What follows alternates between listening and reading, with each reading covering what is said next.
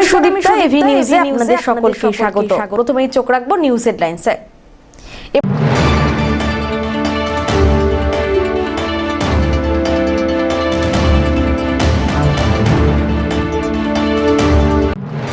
লিচু খেতে গিয়ে গলায় আটকে মৃত্যু হলো 2.5 বছরের শিশুর। ঘটনায় গভীর শোকের ছায়া এলাকায়।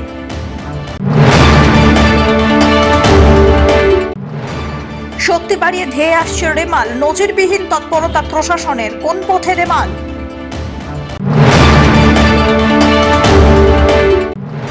সমুদ্রপৃষ্ঠ থেকে 7,200 ফিট উঁচুতে পাহাড়ের কোলে ছোট্ট গ্রাম চিমনি, যা স্ট্রবেরি গার্ডেন বলেই পরিচিত।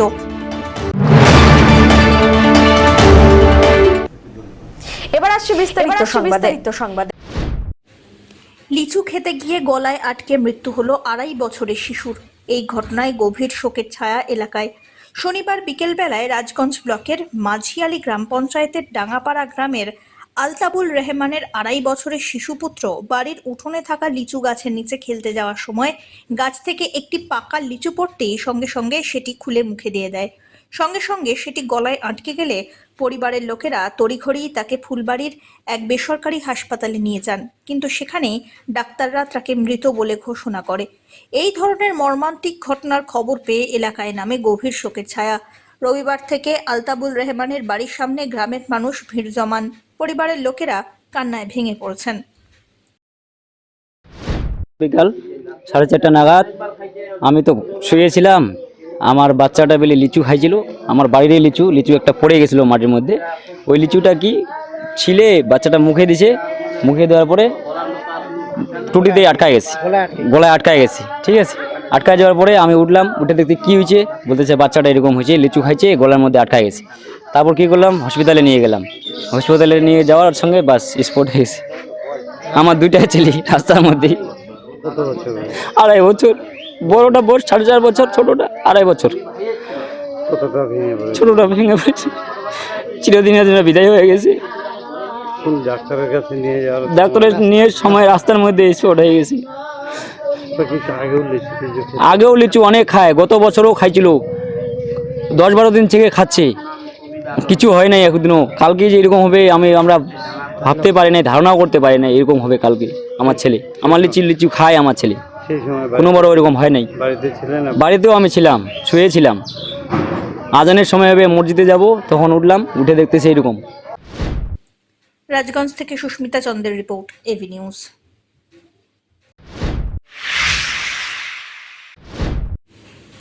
শক্তি বাড়িয়ে ধেয়ে আসছে রেমাল, দীঘায় নজিরবিহীন তৎপরতা। ঘূর্ণিঝড় রেমালের প্রভাব শুরু হয়েছে শনিবার রাত্রি থেকেই। উত্তাল নদী ও সমুদ্র, চূড়ান্ত তৎপরতা পূর্ব মেদিনীপুর জেলা প্রশাসনের। এদিকে রবিবার সকাল থেকে দীঘা সহ অন্যান্য জেলায় চলছে মাইকিং এবং উপকূলীয়বর্তী এলাকায় একের পর এক চলছে চূড়ান্ত সতর্কতা।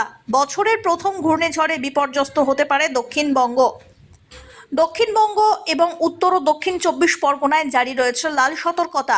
পূর্ব মেদিনীপুরে কমলা সতর্কতা রয়েছে। ঘূর্ণিঝড়ের প্রস্তুতি হিসাবে পূর্ব মেদিনীপুর জেলা প্রশাসন ও দীঘা থানার পুলিশ মাইকিং করা শুরু করে। 25 মে শনিবার বিকেলের পর থেকেই দীঘা জুড়ে শুরু হয় মাইকিং। দীঘায় মাইকিং করে স্থানীয় সাধারণ মানুষ থেকে শুরু করে দোকানদার এবং পর্যটকদের জন্য সতর্কতা জারি করেছে প্রশাসন। রবিবার মাঝরাতে এই ভয়ঙ্কর ঘূর্ণিঝড় বাংলাদেশের খেপুপাড়া উপকূল থেকে দক্ষিণ 24 পরগনার সাগরের মধ্যবর্তী কোনো উপকূলবর্তী এলাকায় আঘাত হানবে বলে খবর। ঘূর্ণিঝড় রেমালের প্রভাবে উত্তর ও দক্ষিণ 24 পরগনায় ভারী থেকে অতি ভারী বৃষ্টির পূর্বাভাস জারি করা হয়েছে। একই সঙ্গে ঘন্টায় 120 থেকে 130 কিলোমিটার গতিবেগে বইতে পারে ঝোড়ো হাওয়া। পূর্ব মেদিনীপুরে রবিবার থেকে মঙ্গলবার পর্যন্ত অতি ভারী বৃষ্টিপাত এবং একই সঙ্গে ঘন্টায় 80 থেকে 100 কিলোমিটার বেগে ঝোড়ো হাওয়া বইবার পূর্বাভাস দিয়েছে আবহাওয়া দপ্তর। হাওয়া অফিস ইতিমধ্যেই মৎস্যজীবীদের সমুদ্রে যেতে নিষেধ করেছে। মঙ্গলবার পর্যন্ত মৎস্যজীবীদের সমুদ্রে যাওয়ার ক্ষেত্রে নিষেধাজ্ঞা জারি করা হয়েছে। দক্ষিণ 24 পরগনার উপকূলবর্তী এলাকায় রেমালের প্রভাব পড়া শুরু করেছে রবিবার থেকেই। অপরদিকে সৈকত শহর দীঘা সহ উপকূলীয় এলাকায় শুরু হয়েছে বৃষ্টি, একই সঙ্গে দেখা যাচ্ছে জলোচ্ছ্বাস। কতটা আতঙ্কে আছেন? আমরা তো এখন তো প্রচুর আতঙ্কের মধ্যে আছি। এখন আমাদের আমাদের পুরো জোয়ার চলছে, প্রচণ্ড হারে ঢেউ হচ্ছে, নদী ভাঙতে পারে, তো আমরা আতঙ্কের মধ্যে এখন আছি। এর আগেও তো ভেঙেছে। এর আগেও ভেঙেছিল, প্রচুর ক্ষতি হয়েছে, অনেক পাকা বাড়ি ঘরদোর পড়ে গেছে, মাটি ঘরদোরও পড়ে গেছে। আমরা অনেক দিন পর্যন্ত ওই জলের মধ্যে ছিলাম। এবারও কি তাই হবে? সেরকম তো সম্ভব দেখা দিচ্ছে, তো এখন অতটা পরিমাণে হয়নি। তো আস্তে আস্তে যে গতিবেগে যে ঝড়টা আসছে, আশা করছি আমাদের ক্ষতি হলে হতে পারে।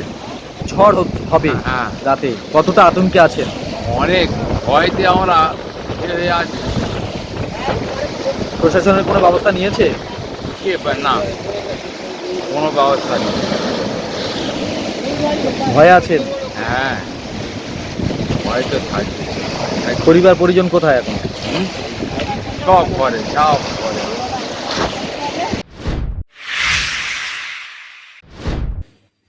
জলপাইগুড়ির মুক্তাঙ্গন নাট্যগোষ্ঠীর 10তম বর্ষ উদযাপন উপলক্ষে জলপাইগুড়ি ব্লাড ব্যাংকে রক্তের সংকট মেটাতে বিশেষ রক্তদান শিবির অনুষ্ঠিত হল বান্ধব নাট্য সমাজের মিনি হলে। রবিবার জলপাইগুড়ি সরকারি মেডিকেল কলেজের অধীনস্থ সদর হাসপাতালের ব্লাড ব্যাংকের চিকিৎসক সহ প্রতিনিধিরা এই শিবিরটি পরিচালনা করলেন। প্রতিবারের মতো এবারেও রক্তদান শিবিরের আয়োজন হয়েছে। অনেকেই স্বতঃস্ফূর্তভাবে রক্তদানে এগিয়ে আসেন।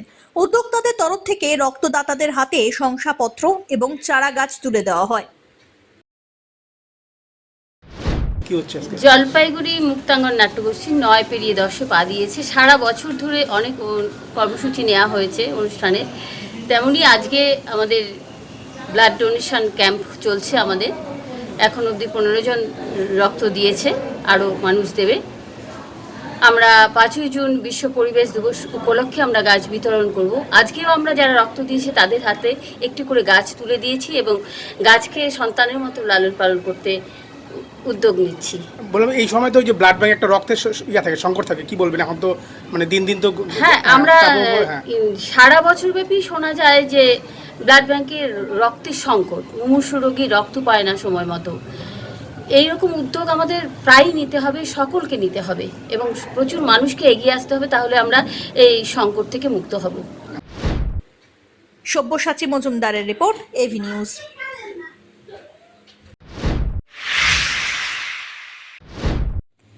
অখিল ভারতীয় আগরওয়াল সম্মেলন জলপাইগুড়ি শাখার পক্ষ থেকে কৃতীদের সংবর্ধনা দেওয়া হলো।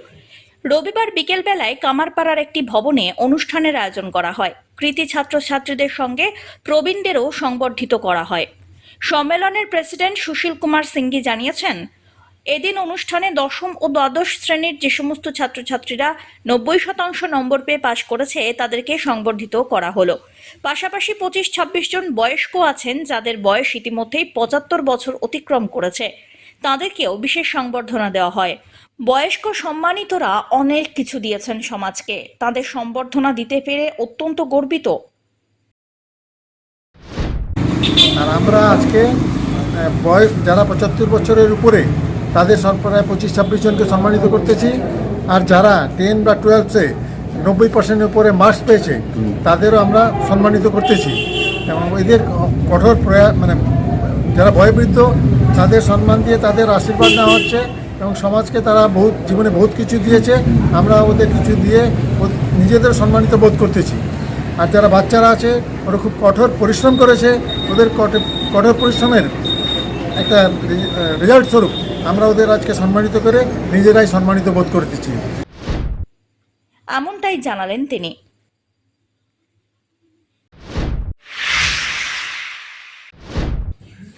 সমুদ্রপৃষ্ঠ থেকে 7200 ফিট উঁচুতে পাহাড়ের কোলে ছোট্ট একটি গ্রাম চিমনি। সমতলে গ্রীষ্মের দাবদাহ চোখ রাঙালেও এই গ্রামে সবসময় প্রকৃতি আর কুয়াশার চাদরে মনোরম পরিবেশে ঢেকে রাখা। বর্তমানে এই গ্রাম স্বনির্ভরতার দিশা দেখাচ্ছে পাহাড়বাসীকে। অত্যন্ত মনোরম আবহাওয়াতে কিভাবে স্ট্রবেরি চাষ করে পাহাড়ের সাধারণ মানুষ ভালো মুনাফা অর্জন করতে পারে তারই উৎকৃষ্ট প্রমাণ চিমনি স্ট্রবেরি গার্ডেন। প্রায় 1.5 একর জায়গা নিয়ে পাহাড়ের ভাঁজে ভাঁজে তৈরি করা স্ট্রবেরি গার্ডেন থেকে উৎপন্ন হওয়া স্ট্রবেরি দেশ এবং রাজ্যের পাইকারি বিক্রেতাদের নজরে পড়েছে। সেখানে আসছে স্ট্রবেরি নিয়ে যেতে চাইছেন দিল্লি থেকে মুম্বাই সর্বত্র। এই স্ট্রবেরি গার্ডেনের স্রষ্টা যুবক চাষি অলোক প্রধান প্রায় 2 বছর আগে নিজের জমিতেই স্ট্রবেরি চাষের উদ্যোগ নেয়। প্রথমটায় নানা ধরনের প্রতিকূলতার সঙ্গে লড়াই করতে হয় তাকে। পাহাড়ে ধস, বজ্রবিদ্যুৎ সহ বৃষ্টি, শিলাবৃষ্টি যে কোনো সময়ে স্ট্রবেরি নষ্ট করে দিতে পারে জেনেও এই উদ্যোগে পরিবারের পরিজনেরা তাকে সঙ্গ দেন। ধীরে ধীরে সব প্রতিকূলতা পার করে মিলেছে সাফল্য। বর্তমানে এই স্ট্রবেরি গার্ডেন থেকে প্রত্যেক বছর প্রায় 2 কুইন্টাল স্ট্রবেরি উৎপন্ন হয়, যার গুণগত মান অত্যন্ত উন্নত, যার ফলে সুমিষ্ট স্ট্রবেরি মুম্বাই, দিল্লি থেকে পাইকারি ব্যবসায়ীরা এসে নিজেদের রাজ্যে নিয়ে যেতে চাইছেন। मोस्टली जगह को प्रमोट करना है और दूसरी बात कि लोगों को इनकरेज करना है कि नेचुरल फार्मिंग की वजह से भी आप लोग किस तरह से अपना कुछ बिजनेस या व्यवसाय में लग सकते हैं। तो यहाँ पर एक एग्जांपल है, जो हमारा अभी ऑलमोस्ट 1.5 एकड़ का ज़मीन है, तो यहाँ पर हम लोग ने ये स्ट्रॉबेरीज लगाए, पिछले 2.5 साल से चल रहा है ये, और काफ़ी अच्छा रिस्पॉन्स है। फिर हम लोग ने कहा कि ऑर्गेनिक फार्मिंग को क्यों ना हम लोग इसको लोगों के पास लेके आए। हाँ, तो लोग तो खाते ही है, सब लोग ढूंढते हैं, पर इसका किस तरह से खेती हो रहा है, किस तरह से इसका उपजनी हो रहा है, किस तरह से देख रेख हो रहा है, तो उसकी वजह से हम लोग ने इसको एक टूरिज़्म का प्रोडक्ट बना दिया। तो हिमालयन स्ट्रॉबेरी फार्म बोल के अभी आप कहीं भी देख सकते हैं, या गूगल में भी आप देख सकते हैं, वहाँ पर भी लिस्टेड है, फेसबुक इंस्टाग्राम में भी लिस्टेड है। तो आप देखिए यहाँ पर किस तरह से हम लोग पिछले 2.5 साल से ये काम कर रहे हैं स्ट्रॉबेरी का, और काफ़ी अच्छा प्रोडक्शन भी हो रहा है। और ये यहाँ से फिर हम लोग का मुंबई, दिल्ली वगैरह में कनेक्शन भी मिल गए। अभी आए हमारे मुंबई से दोस्त, जो वो एक्सपोर्टर है बेसिकली, तो एक्सपोर्ट करते हैं यहाँ से। बस हमारा चैलेंज है यहाँ से कलकत्ता पहुँचाने के लिए, या तो मतलब ये फ़्लाइट में लेके जाना पड़ेगा बागडोगरा से, जैसे आता है सिक्किम में भी वैसे ही है। सिक्किम का गवर्नमेंट उनको रेफ्रिजरेटेड वैन्स देते हैं, सीधा सिक्किम से बागडोगरा जाता है, बागडोगरा से बाहर लेके जाता है फिर। लेकिन हमारे यहाँ पर वो रेफ्रिजरेशन का सिलगुड़ी जाते जाते फिर थोड़ा प्रॉब्लम हो जाता है, तो वैसा फैसिलिटी नहीं है। तो हम चाहते हैं कि सरकार कुछ इस पे थोड़ा फोकस करे, मे बी सेंट्रल गवर्नमेंट और state government, either of them, कि देखे कि किस तरह से इसको और टेक्निकल जो चीज़ें हैं, टेक्निकल मशीनरीज है, और इसका जो मार्केट लिंकेज है, मोस्ट इंपॉर्टेंट तो बिजनेस में मार्केट लिंकेज ही तो होता है। तो किस तरह से इसको मार्केट लिंकेज किया जाए ताकि और हम ऐसे जगह ले सके, और जितनी भी जगह पड़े हुए हैं वैसे ही, हाँ, वेस्टेड पड़ा हुआ है, कूड़ादान हो रखा है, हाँ, मोस्टली तो वैसे ही होता है, ज़मीन पड़ा हुआ है तो कूड़ादान ही होता है। तो हम लोग चाहते हैं कि उसको किसे रिवाइव करके फिर ऐसे ही स्ट्रॉबेरी फार्म करके ना, ताकि ज़मीन को ओनर को भी कुछ मिले, हाँ, फिर उसके हिसाब से फिर लोगों के पास ऑर्गेनिक प्रोडक्शन भी ज़्यादा हो, तो वो लोग और लोग खा सकते हैं। अभी हम लोग है कि चिमनी स्ट्रॉबेरी गार्डन, जिसका ये चिमनी एक विलेज है जो कि करसेंग मेन टाउन से 6 किलोमीटर का डिस्टेंस में एक है। और ये चिमनी स्टे विलेज का जो हाइट है, एल्टीट्यूड है फ्रॉम सी लेवल 7200 फीट का एल्टीट्यूड में अभी हम लोग खड़े हुए हैं स्ट्रॉबेरी गार्डन में, चिमनी स्ट्रॉबेरी गार्डन। अब ये चिमनी स्ट्रॉबेरी गार्डन क्या है, हम लोग का इंडियन ऑर्गेनिक फार्मिंग का एक ब्रांच है चिमनी स्ट्रॉबेरी गार्डन, जो कि डेवलप किया है organic farming, eco tourism, agro tourism को हम लोग कंबाइन करके कैसे आगे ले सके, organic farming, exotic fruits and vegetables को कैसे हम लोग यहाँ का लोकेलिटी टूरिस्ट को पहचाना सके कि ये भी यहाँ पर होता है, हम लोग का एरिया में होता है करके हम लोग अभी इसको डेवलप कर रहे हैं। तो आज हम लोग का 18 मई को एक छोटा सा शुरुआत है strawberry Himalayan strawberry festival, first Himalayan strawberry festival 2024 का। आशा करते हैं अभी इस साल थोड़ा छोटा हुआ, नेक्स्ट साल हम और बड़ा करके और हम लोग बड़ा लेवल में कर पाए, ऐसा हम लोग का मानना है। तो आज हम लोग का कंटिन्यू है स्ट्रॉबेरी फेस्टिवल, और अभी हम लोग का गार्डन में पूरा स्ट्रॉबेरी प्रोडक्शन हो रहा है। जून बेरिंग करके स्ट्रॉबेरी का 5 वेराइटी में हम लोग का अभी प्रोडक्शन हो रहा है। ये जो प्रोडक्शन आप कर रहे हो, अभी कितना आपका प्रोडक्शन होता है ईयरली? ईयरली मैं बता नहीं पाऊँगा, एक मैं शॉर्ट एक अनुमान के लिए दे देता हूँ। पर डे हम लोग का 5 to 10 kg का बीच में हार्वेस्ट हो जाता है, सब वेराइटी मिलाकर।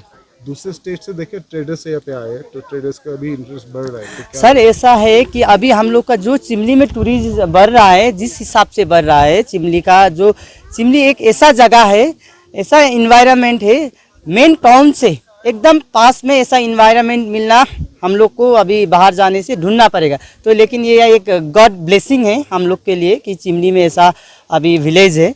तो यहाँ पर क्या है कि टूरिस्ट ज़्यादा आने के लिए हम लोग को यहाँ का जो प्रोडक्शन है वो आप बाहर ट्रेडर्स को या आपका डोमेस्टिक मार्केट में या होलसेलर्स को किसी को देना नहीं पड़ता है। डायरेक्ट हम लोग एक कंसेप्ट कर रहे हैं फार्मर टू कंज्यूमर, ये कंसेप्ट में हम लोग का जा रहा है। তবে পাইকারি ব্যবসায়ী এবং চাষিদের দাবি রাজ্য বা কেন্দ্রীয় সরকার যদি পাহাড়ের স্ট্রবেরি চাষের ক্ষেত্রে আরও বেশি করে সাহায্যের হাত বাড়িয়ে দেয় তবে পাহাড়বাসীর অনেকেই স্বনির্ভর হতে পারবেন। কাজের খোঁজে ঘরবাড়ি ছেড়ে দেশে বিদেশে তাদেরকে চলে যেতে হবে না, পাশাপাশি সরকারের রাজস্বও বাড়বে। तो कैसा है, मेरी जो कंपनी है ना, हम लोग डायरेक्टली फार्मर्स और एफपीओ के साथ काम करते हैं। तो मैं यहाँ पे एक फार्म विजिट के लिए आया था। जैसे ही मुझे पता चला यहाँ पे स्ट्रॉबेरीज ग्रो होती है तो मैं क्यूरियस था कि यहाँ पे कैसी स्ट्रॉबेरीज ग्रो होती है और क्या मतलब कैसा फ्रूट है, कैसा क्लाइमेट है, वो सब जानने के लिए, और यहाँ से मैं मुंबई या दूसरे सिटीज़ में कैसे सप्लाई कर सकूँगा वो समझने के लिए। तो एक फार्म विजिट था, यहाँ पे मैंने आया, स्ट्रॉबेरी का पूरा प्लांटेशन देखा, बहुत अच्छा लगा, बहुत अच्छा डेवलप किया इन्होंने ये प्लांटेशन। तो अब ये जो प्लांटेशन है यहाँ पे ये क्वांटिटी एक लिमिटेड क्वांटिटी है, यहाँ पे और कैसे मासिव प्रोडक्शन हो सकता है ऑर्गेनिकली ग्रो होके, वो समझना था मुझे। और यहाँ से फिर मैं दूसरे सिटीज़ में कैसे ले जाऊँगा, ये क्या लग रहा है आगे चल के कुछ होगा? बहुत बहुत अच्छा स्कोप है, बहुत ही डेवलपमेंट के लिए बहुत ही अच्छे चांस है यहाँ पे। बस एक साथ मिलके काम करना पड़ेगा और ग्रो करना पड़ेगा यहाँ पे। यहाँ पे जो वेदर है ये क्या स्ट्रॉबेरीज के लिए ज़्यादा फायदेमंद हो रहा है? परफेक्ट वेदर है ये स्ट्रॉबेरीज के लिए, ज़्यादा गर्म नहीं है ये रीजन में, अच्छा खासा ठंडी रहती है ये रीजन में।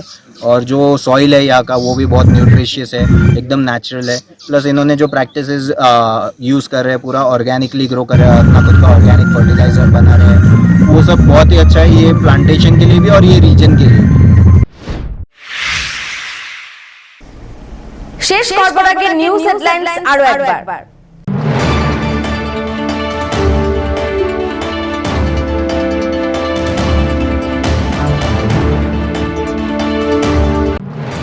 লিচু খেতে গিয়ে গলায় আটকে মৃত্যু হলো 2.5 বছরের শিশুর। ঘটনায় গভীর শোকের ছায়া এলাকায়।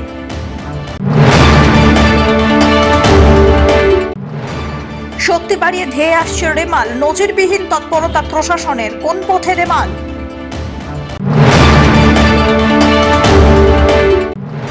সমুদ্রপৃষ্ঠ থেকে 7200 ফিট উঁচুতে পাহাড়ের কোলে ছোট্ট গ্রাম চিমনি, যা স্ট্রবেরি গার্ডেন বলেই পরিচিত।